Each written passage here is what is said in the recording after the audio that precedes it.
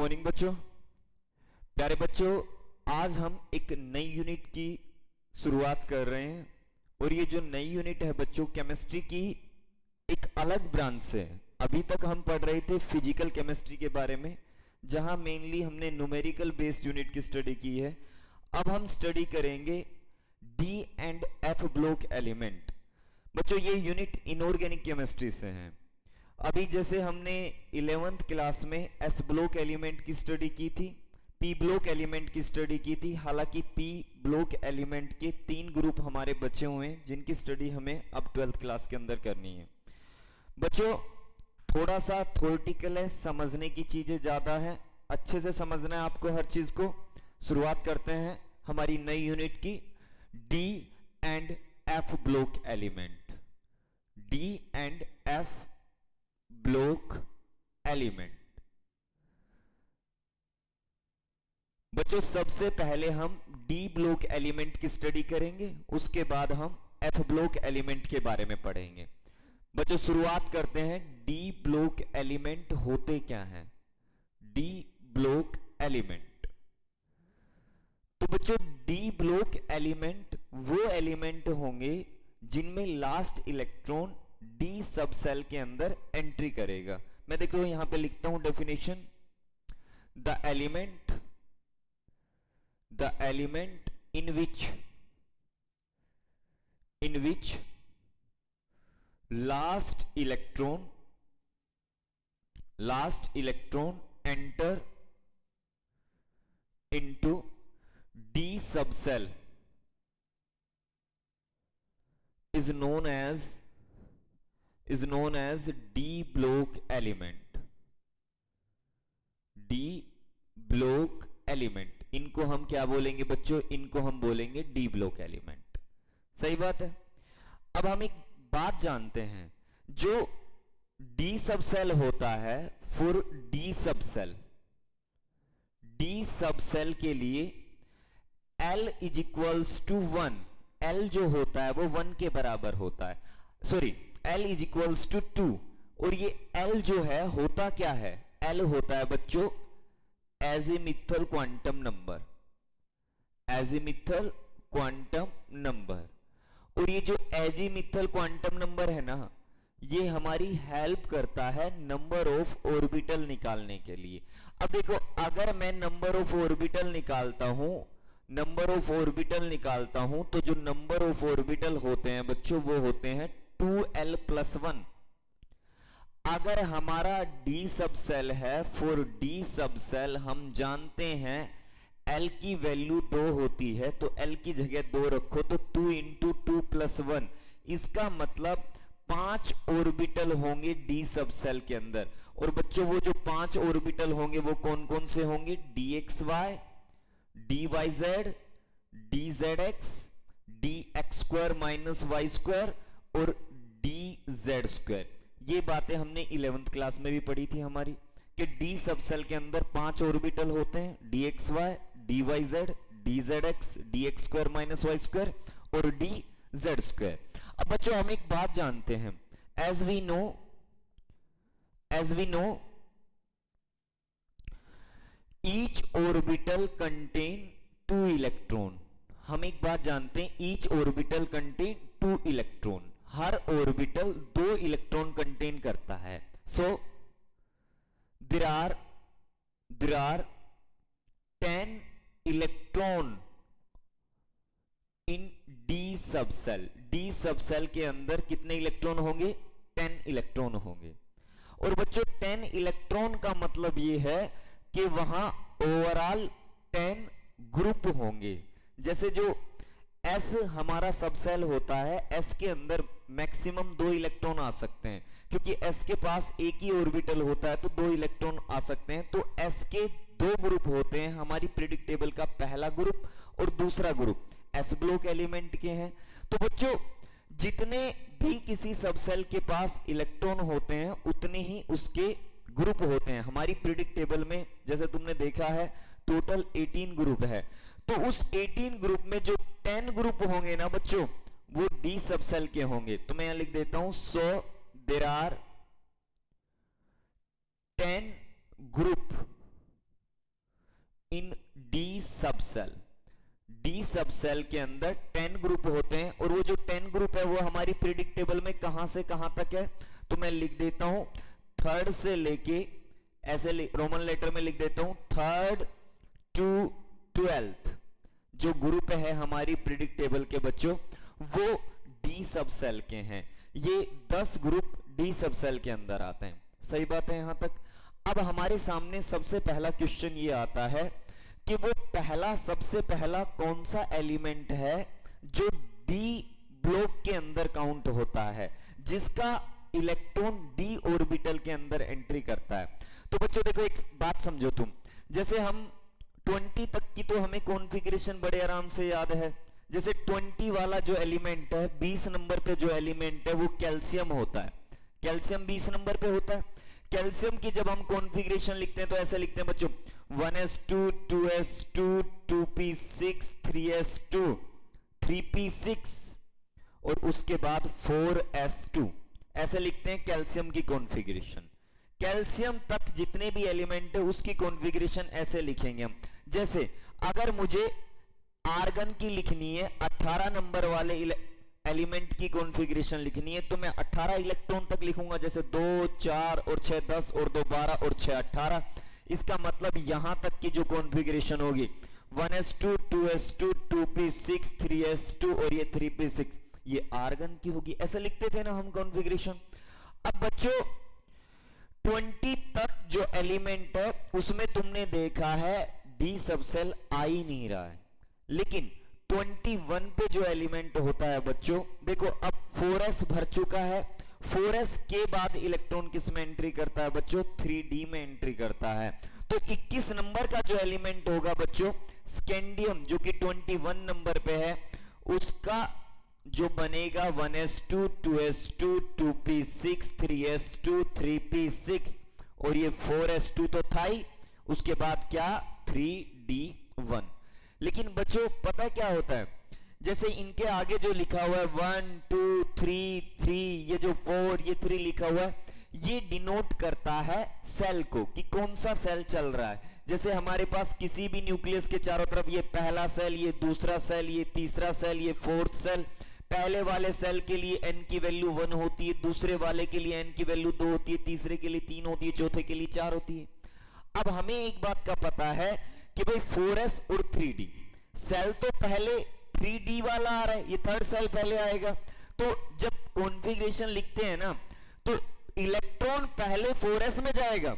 Electron जो भरते हैं ना बच्चों, इलेक्ट्रॉनों की जो फीलिंग होती है वो एनर्जी के अकॉर्डिंग होती है, अब्बो प्रिंसिपल के अकॉर्डिंग होती है। हमारी 11th क्लास में है, अगर किसी बच्चे को कोई डाउट है तो 11th क्लास की नोटबुक्स देखना कि इलेक्ट्रॉनों को फिल कैसे करते हैं।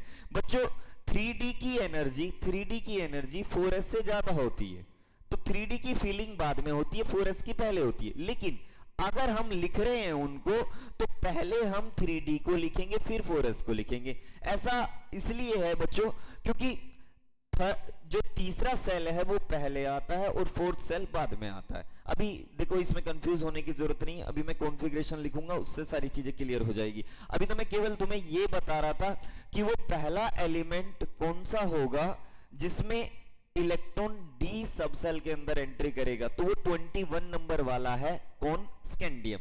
चलो बच्चों अब मैं तुम्हारे सामने जितने भी एलिमेंट हैं डी ब्लॉक के उनको लिखता हूं।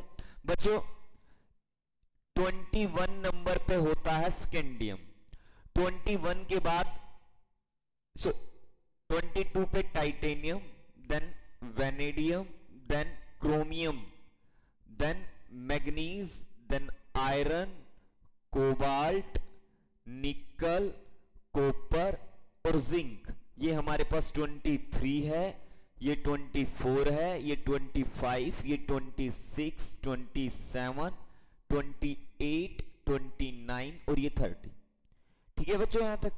अच्छा ये वो एलिमेंट है जिनमें इलेक्ट्रॉन एंट्री करता है डी सब सेल के अंदर, और डी सब सेल के अंदर तो करता ही है, वो करता है 3d के अंदर। जैसे अभी मैं दिखा रहा था स्कैंडियम में इलेक्ट्रॉन ने डी में एंट्री की 3d1, ऐसे ही इसका 3d2 3d3 3d4 3d5 3d6 3d7 3d9 और यहां पहुंचते पहुंचते 3D 10 हो जाएगा। अब D का 10 भर गया, अब आगे किसी और में आएगा।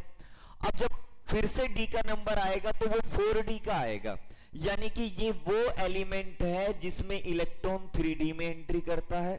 अब मैं इसके नीचे वो एलिमेंट लिख रहा हूं जिसमें इलेक्ट्रॉन 4D में एंट्री करेगा। देखो बच्चों, इसके नीचे स्कैंडियम के नीचे जो एलिमेंट आता है, वैसे मैंने तुम्हें सिखाया था 11th क्लास में, जब नीचे की तरफ जाएंगे ना तो देखो इसमें क्या करेंगे, 18 ऐड करेंगे। देखो इसके अंदर जब 18 ऐड करेंगे ना बच्चों तो आएगा यूट्रियम Y और उसका नंबर होता है 39। देखो 18 ऐड किया है, कितना हो गया 39। यूट्रियम के बाद आएगा बच्चों जिरकोनियम, देन आएगा नियोबियम, देन आएगा मोलिब्डेनम, टेक्टिनियम, रुथेनियम, रोहोडियम, और ये पैलेडिनियम, और ये सिल्वर, और ये कैडमियम। ठीक है ना बच्चों। अब सुनो, इसका नंबर 39, इसका 40, 41, 42, 43, 44, 45, 46, 47 और 48। ये एक सीरीज तो ये बनी है जिसमें इलेक्ट्रॉन 3D के अंदर एंट्री करता है, एक सीरीज ये बनी है जिसमें इलेक्ट्रॉन 4D के अंदर एंट्री करता है। मैं इनकी कॉन्फ़िगरेशन भी लिखूंगा, अभी तो तुम्हारे सामने केवल ये एलिमेंट लिख रहा हूं। और ऐसा कुछ भी नहीं है कि तुम्हें ये सारे एलिमेंट याद करने बच्चों, ऐसा कुछ नहीं है, लेकिन हमें अच्छे से समझने के लिए मुझे ये नोट करने पड़ेंगे यहाँ पे। अच्छा, इसके बाद वो एलिमेंट आएंगे जिसमें इलेक्ट्रॉन 5D के अंदर एंट्री करेगा। बच्चों देखो इसका नंबर 39 में 18 जोड़ा तो 57 नंबर का एलिमेंट लेंथेनम आ जाता है। ठीक है, और लेंथेनम के बाद यहां जो अगला एलिमेंट होता है बच्चों हाफनियम होता है, और हाफनियम का जो नंबर होता है ना बच्चों वो 58 ना होके 72 होता है। यहां एक गैप क्रिएट हो जाता है 14 एलिमेंट का, और बच्चों वो जो 14 एलिमेंट का गैप क्रिएट होता है ना वो कहां जाते हैं, वो जाते हैं F ब्लॉक के अंदर। ठीक है, और F ब्लॉक में भी कौन सा F ऑर्बिटल 4F के अंदर ये 14 इलेक्ट्रॉन एंट्री करते हैं। ठीक है, यहां तक की बात। ये एक एक्सेप्शनल है भी हमारी पीरियोडिक टेबल का कि 57 के बाद सीधा 72 आता है। यहां के जो 14 एलिमेंट है वो F ब्लॉक के अंदर चले जाते हैं। जो कभी देखना तुम पीरियोडिक टेबल नीचे बने हुए हैं, दो सीरीज बनी हुई है F ब्लॉक एलिमेंट की, 14 एलिमेंट की, टोटल 28 एलिमेंट है वहां पे। तो जो 14 एलिमेंट है वो 57 और 72 के बीच के मिलेंगे, और 14 एलिमेंट और मिलेंगे, वो भी अभी मैं बताऊंगा तुम्हें वो कौन से होते हैं। तो बच्चों इसके बाद आता है टेल्टेनम 73 पे, उसके बाद आता है टंगस्टन, रेनियम, ओस्मियम, इरिडीनियम और प्लेटिनम, और ये गोल्ड, और ये हमारे पास मरकरी। अब देखो बच्चों इसका नंबर होता है 74, 75, 76, 77, 78 और ये 79 और ये 80। ठीक है यहां तक की बात। अब सुनो आगे, इसके बाद वो एलिमेंट होते हैं जिनमें इलेक्ट्रॉन 6D के अंदर एंट्री करता है। अभी देखो यहां से जब यहां आया तो 18 ऐड किया, यहां से जब यहां आया तो 18 ऐड किया, अब जब यहां से नीचे जाऊंगा तो 32 ऐड करूंगा।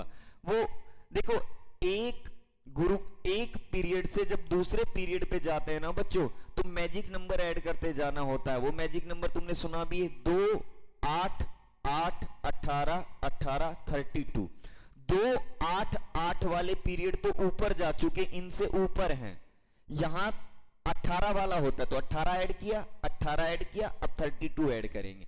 यहां मैंने कितना ऐड किया 18, यहां मैंने कितना ऐड किया 18, अब कितना ऐड करूंगा 32 ऐड किया। तो बच्चों लेंथेनम के बाद जो अगला एलिमेंट आता है 89 नंबर का, वो आता है एक्टिनम। ठीक है, और एक्टिनियम के बाद सीधा बच्चों यहां 89 से सीधा 104 नंबर का एलिमेंट आता है रदरफोर्डियम।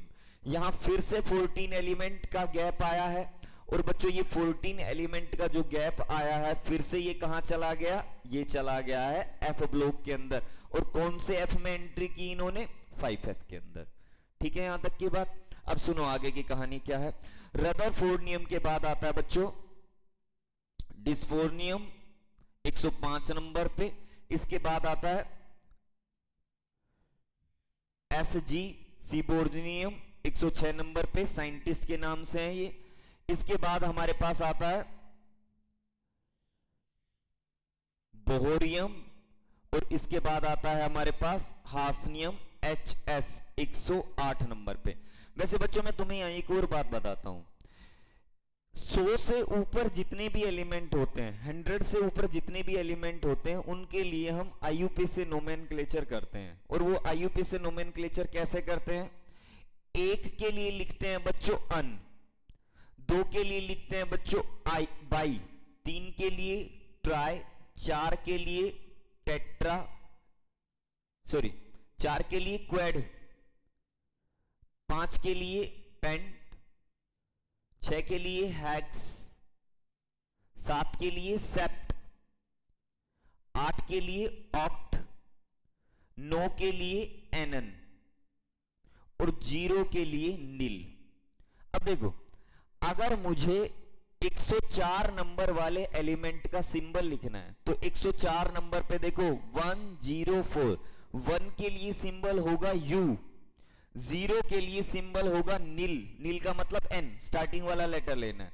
4 के लिए होगा क्वेड यानी कि Q, इसका मतलब इस एलिमेंट का सिंबल ये भी हो सकता है UNQ, इसका क्या होगा UNP, इसका 106 UNH, इसका UNS, इसका UNO। अब देखो इसके बाद 109 नंबर पे जो एलिमेंट होता है बच्चों उसका हम लिख सकते हैं UNE 109 पे, 110 पे U और N 110, 1 के लिए U, 1 के लिए U और 0 के लिए N हो गया। उसके बाद 111 के लिए U 111 और UB 112 के लिए। ठीक है ना, यहां तक की बात समझ में आ गई है, क्लियर है। अब देखो बच्चों ये जितने भी मैंने तुम्हारे सामने एलिमेंट लिखे ये है हमारे डी ब्लॉक के एलिमेंट। और डी ब्लॉक के अंदर बच्चों टोटल 4 सीरीज होती है और वो जो 4 सीरीज है वो कौन कौन सी है, 3D 4D 5D और 6D। बच्चों ये जो 6D वाले एलिमेंट है इनकी प्रॉपर्टीज अभी स्टडी नहीं है, इनकी आयोनाइजेशन एनर्जी, इनकी इलेक्ट्रॉन गेन एंथैल्पी, इनके कंपाउंड नोन नहीं है, तो हमें इनके बारे में तो स्टडी करनी ही नहीं है। हमें जो हमारी जो मेन स्टडी है बच्चों वो पहली जो सीरीज है उसके बारे में। पहली सीरीज के एलिमेंट तुम्हें टिप पे होनी चाहिए, 21 से लेके 30 तक के एलिमेंट तुम्हें याद करने, बाकी के कोशिश करना, याद अगर नहीं भी होते तो कोई बड़ी बात नहीं है। अब सुनो जरा यहां से ध्यान से आगे की बात क्या है बच्चों। अब हम सबसे पहले एक बात लिखते हैं यहां पे There are 4 सीरीज और वो 4 सीरीज कौन कौन सी है, 3D series, 4D series, 5D series और 6D series in D block. D block के अंदर ओवरऑल 4 सीरीज होती है। ठीक है, यहां तक की बात क्लियर है बच्चों। अब हमें क्या करना है, अब हमें लिखनी है इनकी इलेक्ट्रॉनिक कॉन्फ़िगरेशन। ये जो डी ब्लॉक के एलिमेंट जिनकी हम स्टडी कर रहे हैं हमें अब इनकी इलेक्ट्रॉनिक कॉन्फ़िगरेशन लिखनी है। अब वन बाय वन हम इनकी प्रॉपर्टीज को पढ़ना स्टार्ट करेंगे। सबसे पहली जो प्रॉपर्टीज हम पढ़ रहे हैं वो पढ़ेंगे इनकी इलेक्ट्रॉनिक कॉन्फ़िगरेशन। चलो बच्चों देखते हैं इलेक्ट्रॉनिक कॉन्फ़िगरेशन के बारे में।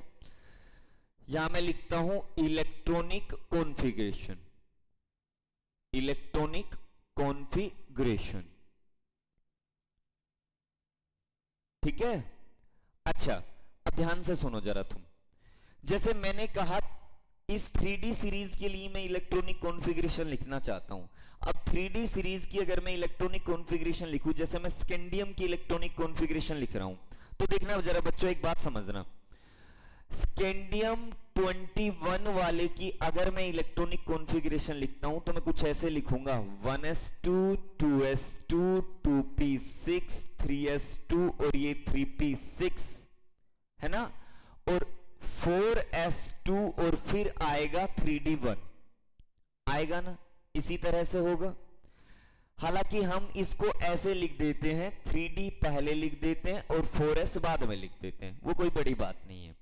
अब एक बात सुनो बच्चों जरा तुम ध्यान से यहां पे। बच्चों हम जानते हैं कुछ नोबल गैसें होती है जैसे हीलियम, नियोन, आर्गन, क्रिप्टन, जीनन, रेंडोन, ये नोबल गैसेस होती है।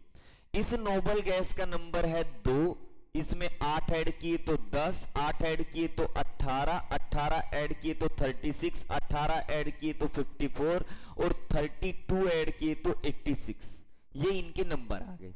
ठीक है, अब जब इलेक्ट्रॉनिक कॉन्फ़िगरेशन लिखते हैं ना तो हम क्या करते हैं बच्चों, नोबल गैसेस की फॉर्म में इलेक्ट्रॉनिक कॉन्फ़िगरेशन लिखते हैं। जैसे देखो इसका नंबर 21 है, अब 21 से पहले कौन सी नोबल गैस आ रही है, तो मैं कहूंगा 18 नंबर पे आर्गन आ रही है, तो मुझे पता क्या करना है, 18 इलेक्ट्रॉन तक, यानी कि यहां तक 18 इलेक्ट्रॉन होते हैं, इसको हटा देना है। इसको किससे हटा देना है, नोबल गैस से हटा देना है। कौन सी नोबल गैस से, आर्गन से हटा देना है। तो बच्चों इसका मतलब स्कैंडियम 21 की देखो एक छोटी सी कॉन्फ़िगरेशन हो गई, आर्गन 3d1 4s2। समझ में आई बात, क्लियर है, कोई बड़ी बात नहीं है। अब सुनो आगे की कहानी। अब आगे की कहानी क्या है, आगे की कहानी ये कि जैसे 4d सीरीज का मैंने एलिमेंट ले लिया, ये तो 3d का था, अब 4d का ले रहा हूं। अब 4d का अगर मैं ले रहा हूं तो 4d का एलिमेंट जो मैंने लिया वो ले लिया भाई यट्रियम Y39 नंबर वाला। अब 39 की देखो मैं कॉन्फ़िगरेशन कैसे लिखूंगा बच्चों, बहुत आसान है लिखना। देखो अब मैं नीचे चला गया हूं ना, नीचे चला गया हूं, अब मेरा जो पीरियड है वो बदल गया है। देखो ये इस वाले पीरियड से मैं इस वाले पीरियड में जा चुका हूं। अब देखना क्या होगा, अगर कभी भी हम नीचे की तरफ मूव करते हैं तो हमें करना क्या है, हमें आर्गन से नेक्स्ट वाली नोबल गैस ले लेनी है। आर्गन से नेक्स्ट वाली नोबल गैस कौन सी होगी, क्रिप्टॉन, सही है ना, क्रिप्टॉन ले ली मैंने। अच्छा इसके बाद क्या करना है, 3d से अगले वाला सेल ले लेना, तो अगले वाला सेल कौन हो गया 4d1 और ये क्या 5s2, ये हो गई इसकी कॉन्फ़िगरेशन। और देखो बच्चों तुम्हें एक चीज जरूर चेक करनी है कि 39 नंबर है तो इसके 39 इलेक्ट्रॉन पूरे होने चाहिए। क्रिप्टॉन का नंबर कितना होता है 36, 36 और एक 37 और ये दो कितने हो गए 39, यानी कि बराबर हो गया। इसका मतलब ये सही इलेक्ट्रॉनिक कॉन्फ़िगरेशन है। अब मैं एक और बात बताता हूं, यहां समझना, देखो बच्चों तुम देखो यहां इलेक्ट्रॉन 4s में और 3d में है, सही बात है। अब तुम्हें क्या करना है बच्चों, उनके आगे जो ये लिखा होता है ये 3 और 4, ये वास्तव में क्या है, ये है प्रिंसिपल क्वांटम नंबर, जो हमने 11th क्लास में कभी पढ़े थे। क्या बोलते हैं इनको, प्रिंसिपल क्वांटम नंबर। अब प्रिंसिपल क्वांटम नंबर को हम डिनोट करते हैं n से। किससे डिनोट करते हैं बच्चों, n से डिनोट करते हैं प्रिंसिपल क्वांटम नंबर को। अब तुम्हें एक काम करना है, यहां पे क्या काम करना है, प्रिंसिपल क्वांटम नंबर। अब हमें यहां पे काम करना है कि इन दोनों में जो हाईएस्ट वैल्यू है प्रिंसिपल क्वांटम नंबर की, उसको n के बराबर रख देना है। इन दोनों में ज्यादा कौन सी है, ज्यादा है ये। अगर मैं इसको n के बराबर रख देता हूं बच्चों, इसको अगर मैं n के बराबर रख देता हूं तो इस 3 को मैं क्या बोलूंगा, 3 को बोलूंगा मैं n-1, सही बात है ना। तो ये जो 3d और 4d सीरीज होती है ना बच्चों, 3d और 4d सीरीज, इनमें जो इलेक्ट्रॉन एंट्री करता है वो n-1d में और ns में एंट्री करता है। अगर मैं जनरल इलेक्ट्रॉनिक कॉन्फ़िगरेशन लिखता हूं इनके लिए तो देखो कैसे लिखूंगा मैं, समझना जरा बच्चों। देखो मैं यहां लिख रहा हूं for 3d and 4d series the general electronic configuration is n-1d 1 से लेके 10 तक भरे जाएंगे। जैसे इसमें 1 होगा, इसमें 2 होंगे, तो लास्ट में पहुंचते पहुंचते 10 हो जाएगा। n-1d 1 to 10 और ns2। ठीक है, साथ में यहां पे कोई ना कोई नोबल गैस होगी, वो हम लिख देंगे जो भी होगी। लेकिन d में और s में इस तरह से इलेक्ट्रॉन मौजूद होंगे। s के साथ तो n होगा और इसके साथ n-1 होगा। चेक कर सकते हो, देखो अगर ये n है तो ये देखो n-1 है कि नहीं है। सही बात है, समझ में आ रही है ना। चलो बच्चों अब सुनो, इसके बाद हमारे पास आगे क्या है। For 5d and 6d series the general electronic configuration is, देखो अब थोड़ी सी अलग बात आती है बच्चों। अब समझना है तुमने, नेक्स्ट जो मैं समझा रहा हूं उसको बड़े अच्छे से समझना है। देखो ये हमारी 5D सीरीज है, ये 5D सीरीज है और ये 6D सीरीज है। ठीक है, अब मान लो बच्चों मुझे लेंथेनम की LA की जिसका नंबर 57 है कॉन्फ़िगरेशन लिखनी है। लिखनी है। अब 57 की अगर मैं कॉन्फ़िगरेशन लिखता हूं तो देखो मैं इससे अगले वाले पीरियड में गया हूं तो मैं क्या करूंगा, इससे नेक्स्ट वाली नोबल गैस ले लूंगा। कौन सी नोबल गैस ले ली, जीनन। ठीक है, इसमें इलेक्ट्रॉन 4d में जा रहा था तो इसमें किस में चला जाएगा, 5d1 और 6s2। देखो बड़े, अब यहां इंपॉर्टेंट चीज क्या है, मैंने कहा था तुम्हें चेक करना पड़ेगा क्या टोटल 57 होता है। जीनन का नंबर 54, 54, 55 और 2 57 सही है। इसका मतलब लेंथेनम की कॉन्फ़िगरेशन सही है और लेंथेनम की कॉन्फ़िगरेशन बिल्कुल ऊपर वालों की तरह ही लिखी गई है, कोई बड़ी बात नहीं है यहां पे। अब आगे की बात सुनना, लेकिन लेंथेनम के बाद के जो एलिमेंट है वहां थोड़ा सा बदलाव आएगा। बदलाव क्या आएगा, क्योंकि यहां 14 एलिमेंट का गैप आ गया और वो जो 14 एलिमेंट है वो गए कहां हैं, वो गए हैं F ब्लॉक के अंदर और F में भी कौन से ऑर्बिटल में, 4f के अंदर। सही है यहां तक की बात। अब सुनो, मान लो बच्चों मुझे इस 72 वाले की कॉन्फ़िगरेशन लिखनी है, 72 वाले की। वैसे तो देखो लेंथेनम से जस्ट नेक्स्ट वाला है ये। अब कॉन्फ़िगरेशन लिखता तो मैं जल्दी जल्दी में ऐसे लिख सकता था, जीनन 5d2 6s2। लेकिन एक गड़बड़ हो गई यहां पे। गड़बड़ क्या हो गई, इसका नंबर 54, 54 और 2 कितने हो गए, 56, 56 और 2 कितने हो गए, 58 हो गया। लेकिन यहां हमें कितना करना है, 72। कितना कम पड़ रहा है, 14 कम पड़ रहा है। वो 14 कहां गया, तो बच्चों वो जो 14 है ना, वो ये वाले 14 इलेक्ट्रॉन है जो F ब्लॉक के अंदर चले गए हैं। हमें वो दिखाने पड़ेंगे इन एलिमेंट के लिए। लेंथेनम के बाद जितने भी एलिमेंट है जब हम उनकी कॉन्फ़िगरेशन लिखेंगे तो हमें F वाले 14 इलेक्ट्रॉन दिखाने पड़ेंगे। सेम एज इट इज जब एक्टिनियम के बाद वालों की कॉन्फ़िगरेशन लिखेंगे तो हमें ये जो 5f वाले जो इलेक्ट्रॉन है वो दिखाने पड़ेंगे कि इससे पहले 14 इलेक्ट्रॉन 4f या 5f के अंदर भी आए हैं। समझ में आ रही है बात बच्चों। अगर मैं इसकी कॉन्फ़िगरेशन लिखूं तो इसमें मुझे ये और ऐड करना पड़ेगा 4f14। अब सही है कॉन्फ़िगरेशन, अब बिल्कुल सही है कॉन्फ़िगरेशन, अब इसमें कोई दिक्कत नहीं है। देखो टोटल अब कितना हो गया, 54 और ये 56, 58 और 14 कितना हो गया, 72। लेकिन बच्चों अब जनरल कॉन्फ़िगरेशन क्या बनी, इनमें सबसे बड़ी वैल्यू को मैंने क्या मान लिया, n मान लिया। तो ये क्या हुआ, n-1, ये क्या हुआ, n-2। तो इलेक्ट्रॉनों ने जो एंट्री की है ना, ns में की है, n-1d में की है और n-2f में की है। अच्छी बात पता है क्या है, F में इलेक्ट्रॉन 14 ही रहेंगे क्योंकि वो तो भर चुके हैं 14 इलेक्ट्रॉन, उसमें कोई चेंज नहीं होगा। हम जो आगे इलेक्ट्रॉन भरेंगे, जो बदलेंगे, वो तो किस में चेंज होने, D के अंदर होने। D के अंदर जो इलेक्ट्रॉन है वो 1 से लेके 10 तक वेरी करेंगे। समझ में आ रही है बात, क्लियर है ना। तो मैं बच्चों यहां पे लिख देता हूं, for 5D and 6D series the general electronic configuration is n-2f14, n-1d1 to 10 और ns2। लेकिन दो एलिमेंट को छोड़ के, एक इसको छोड़ के और एक इसको छोड़ के, क्योंकि इसके बाद ही 14 इलेक्ट्रॉनों ने एंट्री की है, तो मैं यहां लिखूंगा except L A and H F, L A और एच एफ को छोड़ के। सही बात है, यहां तक क्लियर है? देखो बच्चों, थोड़ा सा समझना है तुमने, बस थोड़ी, मतलब एक लेक्चर है जिसमें हमें थोड़ा अच्छे से समझना, उसके बाद ये यूनिट बहुत आसान हो जाएगी, बहुत इजी आ जाएगी, कोई बड़ी बात नहीं। अभी केवल हम इसकी इलेक्ट्रॉनिक कॉन्फ़िगरेशन के बारे में पढ़ रहे हैं। क्लियर है यहां तक की बात?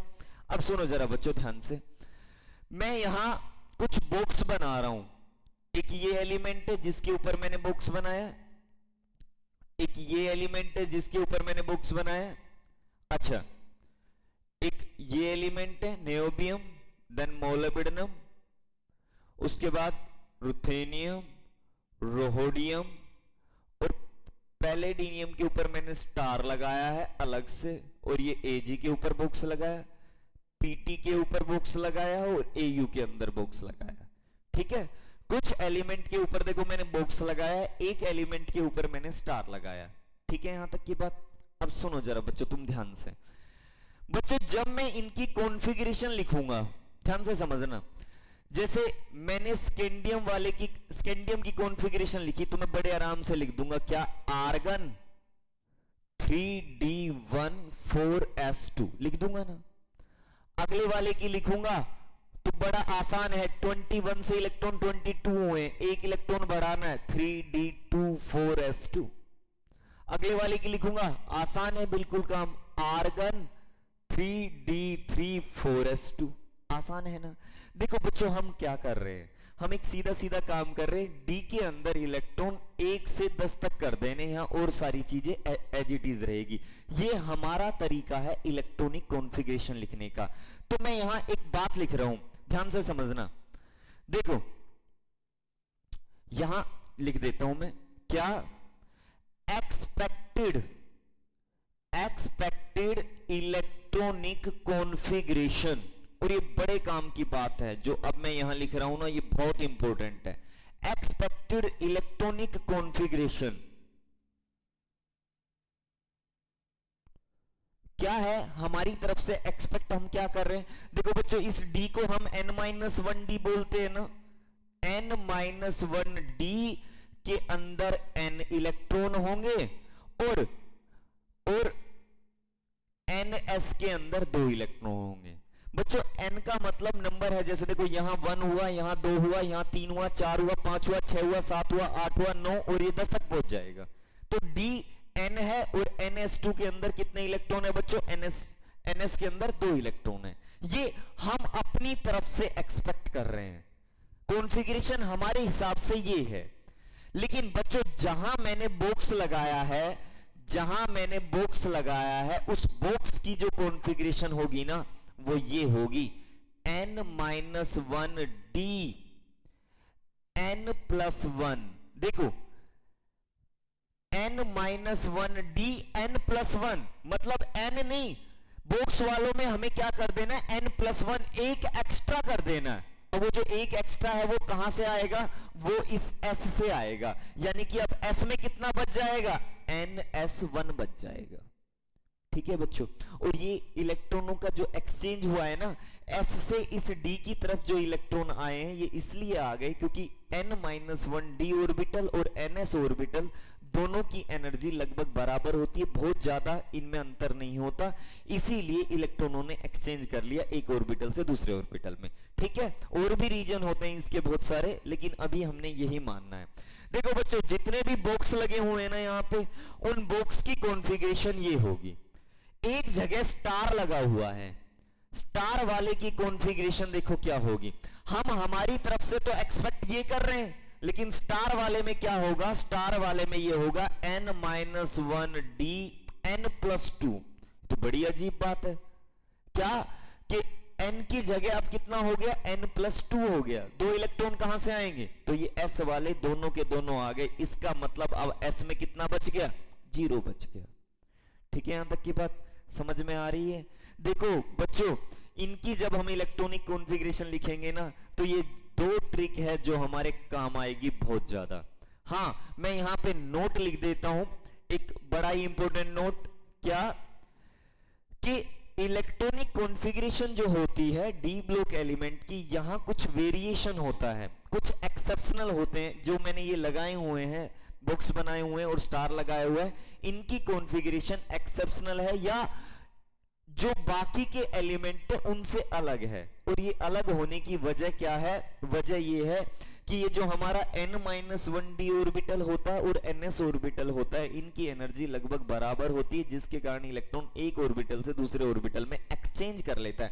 तो बच्चों देखो, मैं यहां पे एक बात लिखता हूं, the electronic configuration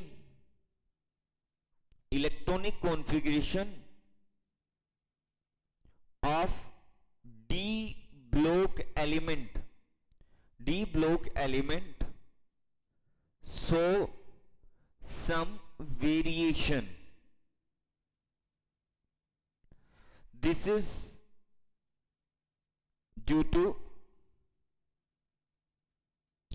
similar energy of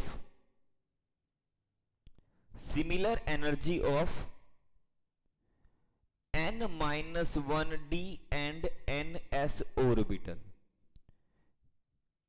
n-1d orbital और ns ऑर्बिटल की सिमिलर एनर्जी के कारण वहां कुछ वेरिएशन भी है।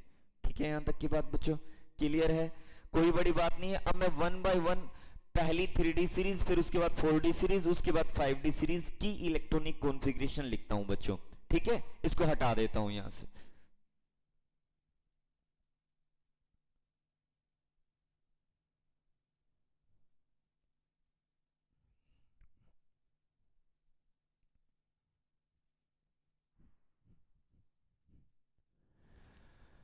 देखो बच्चों, सबसे पहले 3D सीरीज, 3D सीरीज है हमारे पास। स्कैंडियम है, स्कैंडियम के बाद बताना जरा क्या है? टाइटेनियम है, देन वेनेडियम है, देन क्रोमियम है, देन मैग्नीज है, देन आयरन है, देन कोबाल्ट है, उसके बाद निकल है, देन कॉपर है, देन हमारे पास जिंक है।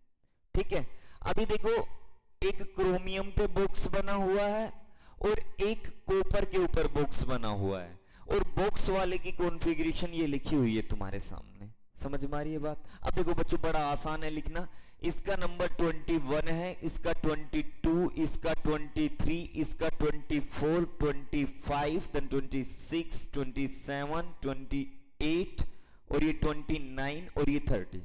देखो 21 वाले की अगर मैं कॉन्फ़िगरेशन लिखता हूं बच्चों, आर्गन नोबल गैस आ गई, और इसके बाद 3d1 और 4s2। ठीक है, अब देखो ये जो यहां n की वैल्यू जो है, n की वैल्यू स्कैंडियम के लिए 1 है, अगले वाले के लिए कितनी हो जाएगी? 2, अगले वाले के लिए कितनी हो जाएगी? 3। तो देखो नेक्स्ट वाले की कॉन्फ़िगरेशन, आर्गन 3d24s2, हमें तो लगातार कंटिन्यूस इसी ट्रेंड में चलते जाना है। Argon 3d34s2। अब अगर इसी ट्रेंड में अगर हम चलते तो बच्चों इसकी कॉन्फ़िगरेशन होनी थी 3d4s2, लेकिन यहां ट्रेंड बिगड़ता है, और ट्रेंड क्या कहता है कि अब क्या होगी? n+1, यानी कि जो हम n सोच रहे हैं उससे एक ज्यादा होगा, और वो एक इलेक्ट्रॉन आएगा कहां से? वो यहां से आएगा, यहां से आएगा, तो यहां 4 + 1 कितना हो जाएगा? 5, और यहां कितना रह जाएगा? 1। और ये बच्चों इसलिए हुआ है क्योंकि d ऑर्बिटल हाफ फिल्ड हो गया, स्टेबल हो गया, मोर स्टेबिलिटी के लिए हुआ है ये। चलो बच्चों, अब आगे अगले वाले पे चलते हैं। अगले वाले की अगर मैं लिखता तो आर्गन, देखो यहां 1 आया, यहां 2 आया, यहां 3 आया, यहां 4 आना था, लेकिन कॉन्फ़िगरेशन एक्सेप्शनल में चली गई थी, वो हमने साइड में अलग से किया। यहां 4 आना था, यहां कितना आना था? 5 आना था, तो यहां क्या आई? 3d54s2, क्योंकि मैग्नीज की तो एक रेगुलर ट्रेंड में ही है इलेक्ट्रॉनिक कॉन्फ़िगरेशन, ट्रेंड से अलग नहीं है। अगले वाले की बताओ भाई, आर्गन 3d6 और ये 4s2। नेक्स्ट वाले की, कोबाल्ट की, आर्गन 3d7 और 4s2। नेक्स्ट वाले की, आर्गन 3d8 और 4s2। नेक्स्ट वाले की क्या है? आर्गन और ये 3d9 और 4s2 होनी चाहिए थी, लेकिन इसके ऊपर देखो इसकी कॉन्फ़िगरेशन एक्सेप्शनल है। फिर से क्या, d में n+1 कहां से आएगा, s से आएगा, यहां से आएगा, तो यहां कितना रह गया 1 और यहां कितने हो गए 10 हो गए। ये भी d ऑर्बिटल की स्टेबिलिटी के लिए हुआ है। अच्छा, नेक्स्ट वाले की क्या हो जाएगी, आर्गन 3d10 और 4s2। सही बात है बच्चों, एक कॉन्फ़िगरेशन लिखी हमने, बड़ा आसान है लिखना, कोई बड़ी बात नहीं है। ठीक है बच्चों। अच्छा, यहीं पे मैं तुम्हें कुछ और चीजें बताता हूं, इन एलिमेंट का यूज कहां पे होता है। स्कैंडियम का बच्चों यूज करते हैं, मैं यहां इधर लिख देता हूं, यूज लिख देता हूं इन एलिमेंट का। स्कैंडियम का यूज करते हैं साइकिल बनाने में, बाइसाइकिल्स बनाने में। ठीक है। टाइटेनियम का बच्चों यूज करते हैं एयरक्राफ्ट फ्रेम बनाने में, एयरक्राफ्ट फ्रेम बनाए जाते हैं टाइटेनियम से। बच्चों वेनेडियम को यूज करते हैं स्प्रिंग में। ठीक है बच्चों, क्रोमियम का यूज करते हैं स्टील स्ट्रक्चर में, जो स्टील के स्ट्रक्चर बनाए जाते हैं, या मैं ये कह सकता हूं स्टेनलेस स्टील बनाया जाता है इससे, स्टेनलेस स्टील। ठीक है। अच्छा, मैग्नीज को यूज करते हैं अर्थ मूवर्स में, जो जेसीबी वगैरह होती है अर्थ मूवर्स, उनमें यूज करते हैं मैग्नीज को, उन्हीं से बनता है वो। अच्छा, आयरन, आयरन बच्चों स्टील बनाने में यूज होता है, तो स्टील के जितने भी स्ट्रक्चर होते हैं वो आयरन से ही बनते हैं, आयरन और क्रोमियम से बनते हैं स्टील स्ट्रक्चर। ठीक है।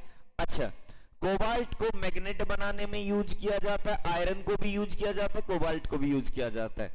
निकल के बच्चों कॉइन बनाए जाते हैं। अच्छा, कॉपर, कॉपर की अगर मैं बात करता हूं बच्चों, कॉपर को इलेक्ट्रिक वायर बनाने में यूज करते हैं इसका। जिंक को यूज करते हैं गैल्वेनाइजेशन प्रोसेस में, इलेक्ट्रोकेमिस्ट्री यूनिट पढ़ाई थी उसमें हमने पढ़ा था आयरन को कोरोजन से बचाते हैं उसके ऊपर जिंक की कोटिंग करके, और इस प्रोसेस को हम क्या बोलते हैं, गैल्वेनाइजेशन। ठीक है ना बच्चों। देखो जितने भी एलिमेंट हैं इनके यूज भी लिख दिए, हालांकि यूज ऐसा नहीं है कि बहुत ज्यादा इंपॉर्टेंस है तुम्हें याद करनी है, लेकिन जनरली तुम्हें अपनी जनरल नॉलेज बढ़ाने के लिए तुम्हें इनको याद रखना चाहिए, क्योंकि नीट में कभी कभी यहां से क्वेश्चन पड़ जाता है, तुम्हारे बोर्ड एग्जाम में तो कम चांस होता है। चलो बच्चों, अब इनको हटा देते हैं। 3D सीरीज हमारी खत्म हो गई है, अब चलते हैं 4D सीरीज की तरफ। अब चलते हैं बच्चों हम 4D सीरीज की तरफ।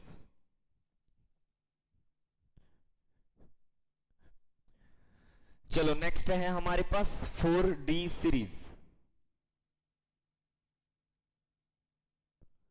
देखो बच्चों 4D सीरीज में एलिमेंट कौन कौन से हैं, यट्रियम है, जिरकोनियम है, नियोबियम है, मोलिब्डेनम है, टक्टेनियम है, रुथेनियम है, रोहोडियम है, पैलेडिनियम है, और सिल्वर है, और कैडमियम है। चलो लिखते हैं इन सबको, yttrium, zirconium, niobium, molybdenum, टक्टेनियम, ruthenium, रोहोडियम,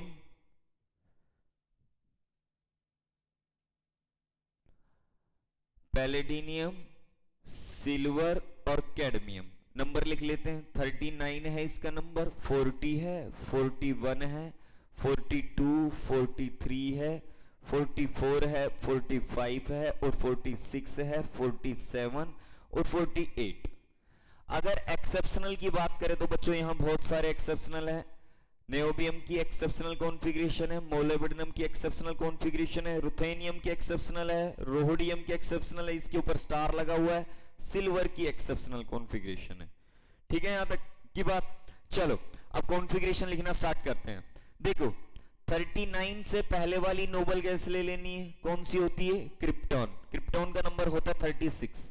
अभी देखो ऊपर वाले की कॉन्फ़िगरेशन जब लिखी थी तो 3D में इलेक्ट्रॉन एंट्री कर रहा था, 3D और 4s में। अब क्या होगा, 4d1 और 5s2। सही बात है। देखो इसका नंबर 36 होता है, 36 और एक 37, और ये दो कितने हो गए, 39, 39 के बराबर हो गया। अगले वाले का क्या होगा, क्रिप्टॉन। बस अब तो सीधा एक एक ऐड करते जाना, 4d2 5s2।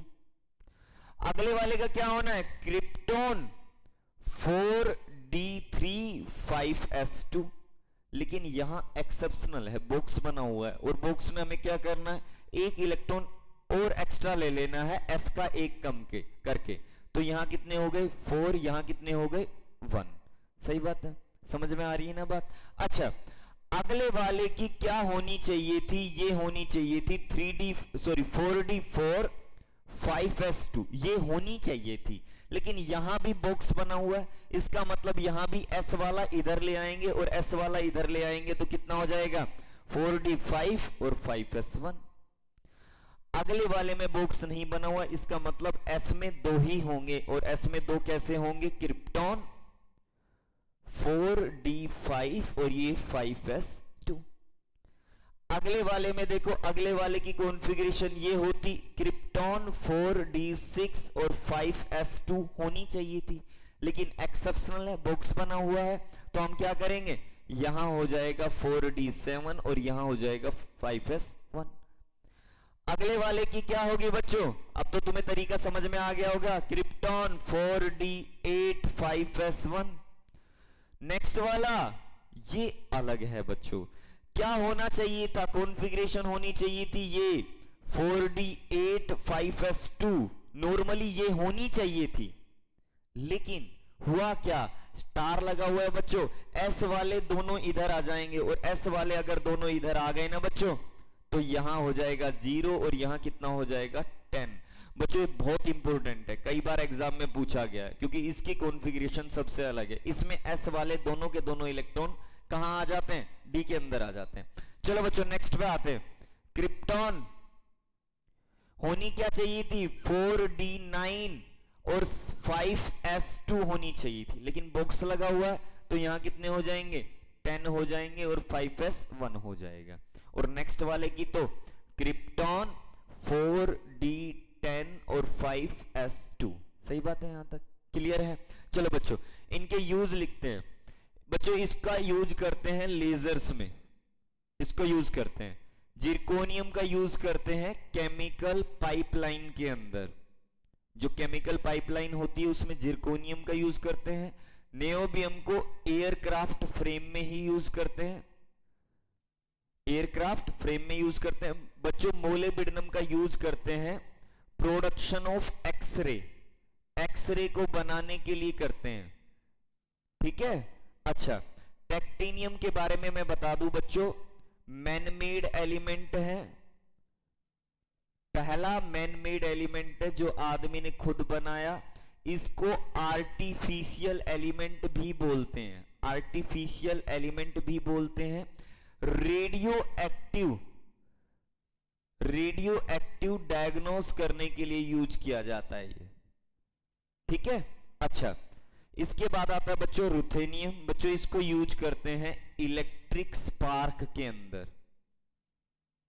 अच्छा, नेक्स्ट आता है रोहोडियम, बच्चों रोहोडियम को यूज करते हैं सर्च लाइट रिफ्लेक्टर में, जो सर्च लाइट होती है ना, सर्च लाइट रिफ्लेक्टर में यूज करते हैं रोहोडियम को। पैलेडिनियम बच्चों तुमने सुना होगा, पढ़ा भी था हमने, फ्यूल सेल के अंदर यूज करते हैं। सिल्वर, सिल्वर की बच्चों ज्वेलरी बनाई जाती है, हम जानते हैं। अच्छा, कैडमियम, कैडमियम को बच्चों पेंट के अंदर यूज करते हैं। ये बच्चे पेंट नहीं करते, जब पेंटिंग कंपटीशन होता है तो येलो ग्रीन अलग अलग तरह के जो पेंट होते हैं बच्चों कैडमियम से बनाए जाते हैं, ठीक है। यहां तक की बात क्लियर है। ये हमारे पास थी 4D सीरीज। अब 4D सीरीज के बाद आते हैं बच्चों 5D सीरीज की तरफ। बस हमें 5D सीरीज तक ही पढ़ना है, क्योंकि 6D सीरीज की प्रॉपर्टी नोन नहीं है इसके बारे में, इसलिए हमें उनके बारे में स्टडी नहीं करना अभी। यहां पे कॉन्फ़िगरेशन जो हमें पढ़नी है वो कहां तक पढ़नी है, केवल और केवल 5D सीरीज तक पढ़नी है। चलो बच्चों देखते हैं अभी 5D सीरीज को। 5D सीरीज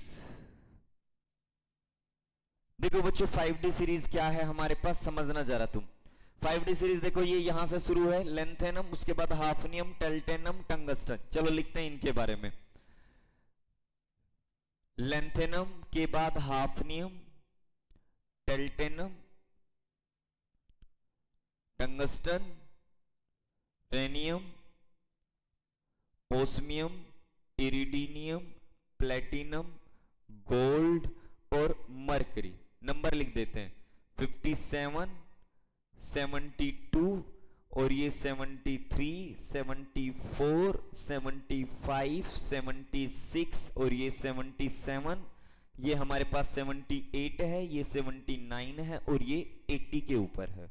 ठीक है ना बच्चों, इलेक्ट्रॉनिक कॉन्फ़िगरेशन लिखनी है इसकी। अब हमें क्या करना है, नेक्स्ट वाली नोबल गैस पे चले जाना है। जैसे यहां आर्गन थी, अगले वाले पे क्रिप्टोन, अगले वाले पे कौन सी नोबल गैस आ जाएगी बच्चों, जीनन।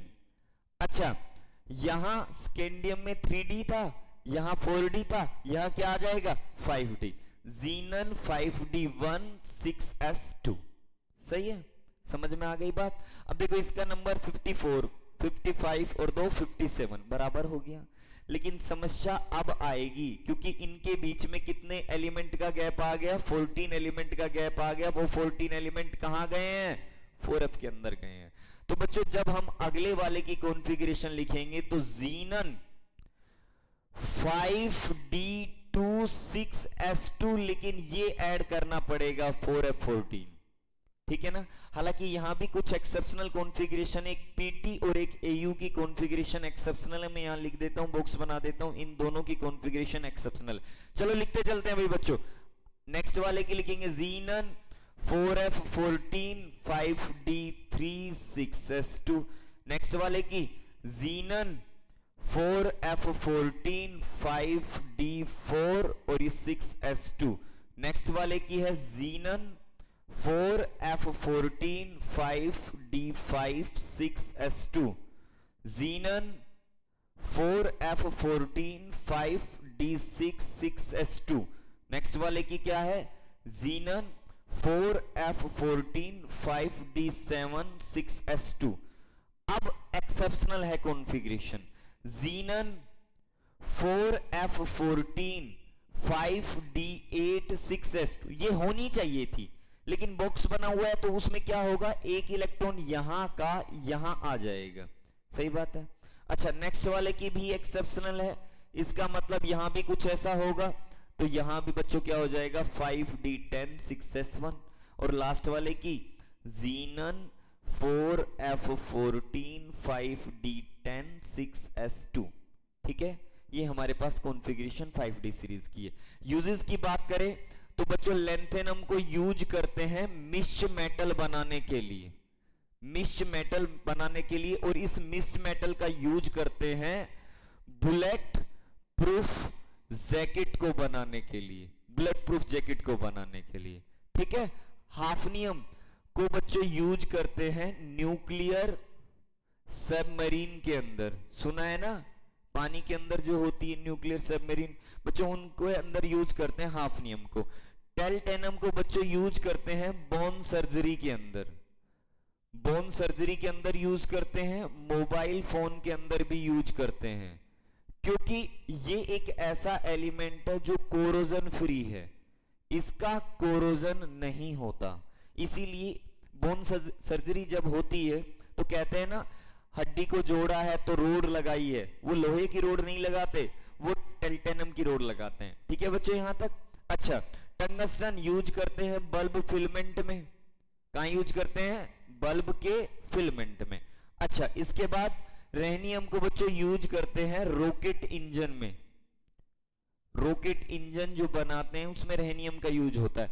बच्चों ओस्मियम के बारे में एक बात ध्यान रखनी है, हाईएस्ट डेंसिटी मेटल, ये सबसे ज्यादा डेंसिटी वाला मेटल है, ध्यान रखना इसके बारे में, बड़ी इंपॉर्टेंट बात है। बच्चों इरिडीनियम को यूज करते हैं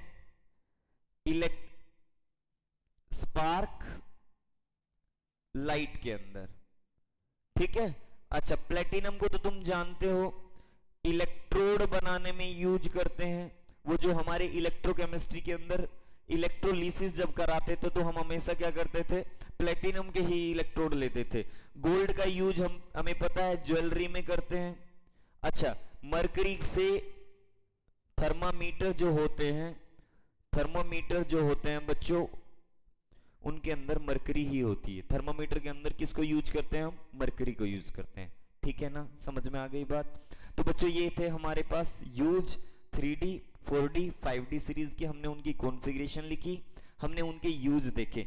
बच्चों एक बात तुम समझोगे ना, बड़ा आसान काम है, कोई बहुत बड़ी बात नहीं है यहां तक की।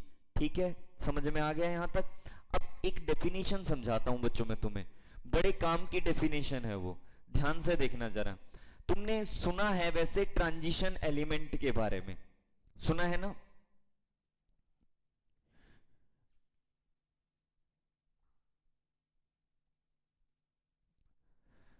देखो बच्चों, एक डेफिनेशन पढ़नी है अभी हमें ट्रांजिशन एलिमेंट की।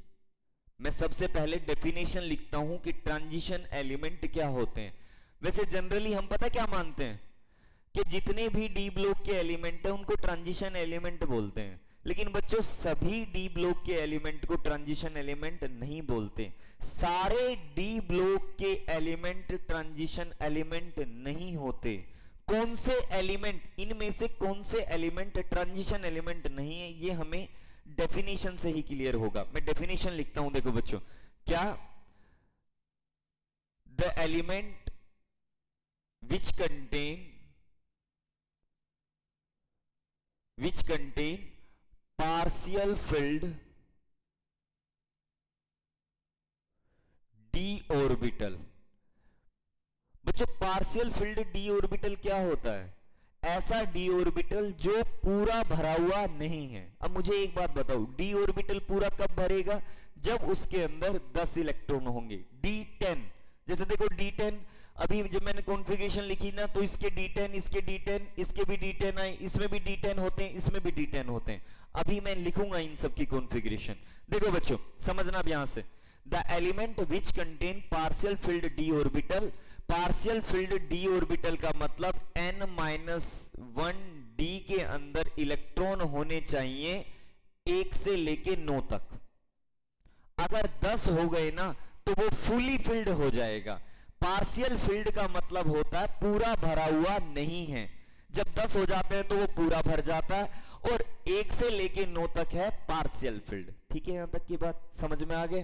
तो देखो बच्चों मैं क्या कह रहा हूं, the element which contain partial field D orbital n-1 d 1 to 9 in their ground state, in their ground state or more stable oxidation state, more stable oxidation state। सही बात है, यहां तक क्लियर है, कोई बड़ी बात नहीं है। अब सुनो देखो बच्चों ध्यान से, अभी मैं कुछ एग्जांपल ले रहा हूं, देखो समझना यहां से।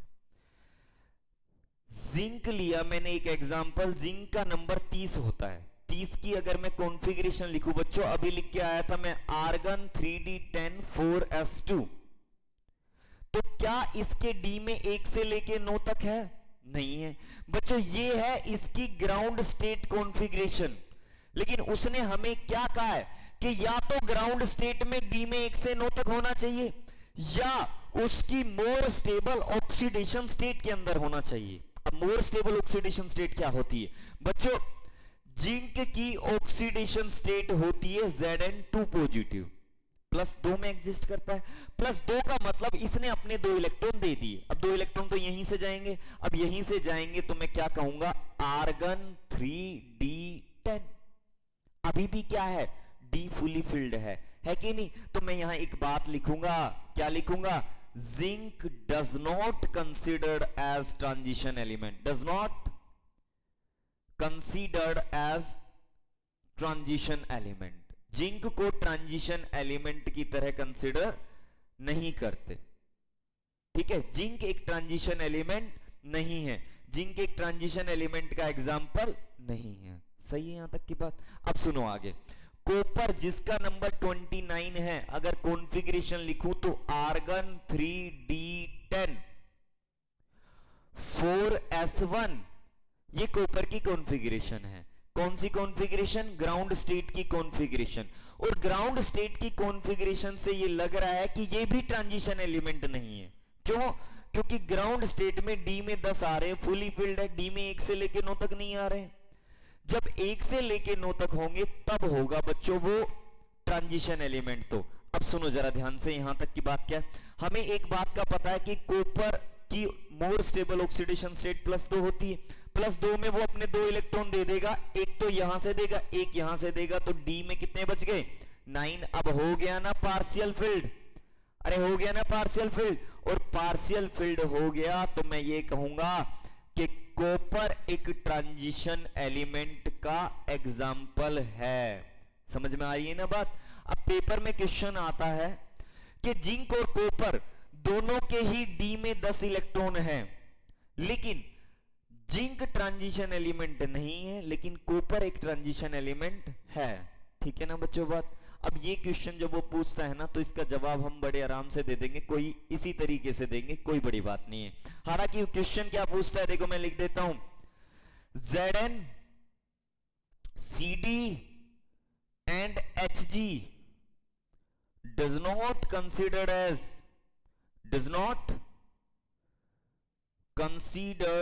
as transition element,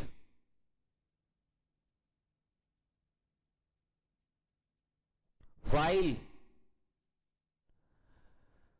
copper and silver considered as transition element।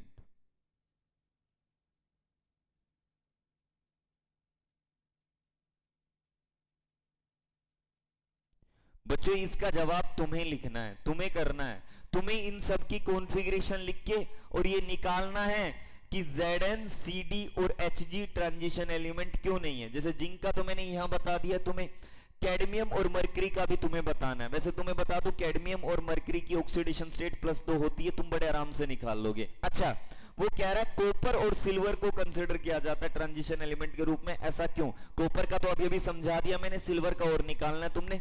Silver की कॉन्फ़िगरेशन लिखना।